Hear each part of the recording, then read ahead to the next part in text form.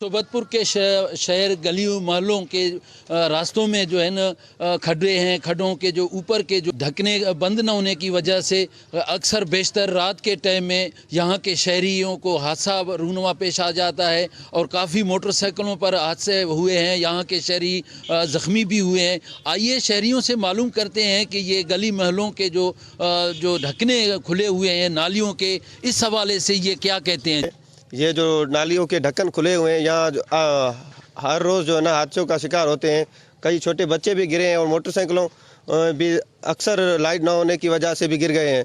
और हमारा डीसी साहब से यही मुतालबा है कि इन ढक्कनों के बंद की जाए और नालियों की सफाई किया जाए। हाँ, ये गटरों का ये ढक्कन बंद किया जाए मेहरबानी करके। ये वाइका हो रहे हैं, बच्चे ये छोटे कोई गिर रहे हैं। ये डीसी को अपील है, ये नाबिन हम गिर रहे हैं नाली में, नन्हे नन्हे बच्चों को ये इसको मदद करे, पोड़ दे, ढकने दे ले।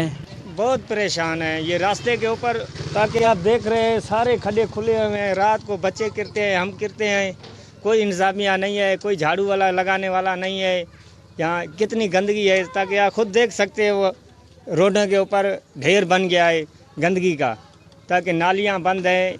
यहाँ बच्चे छोटे छोटे मोटरसाइकिल गधा गाड़े जो भी आता है यहाँ गिरता है इसी खड्डों में।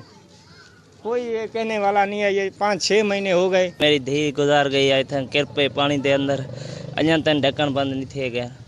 डीसी को अपील है बंद करा जाए ढक्कन।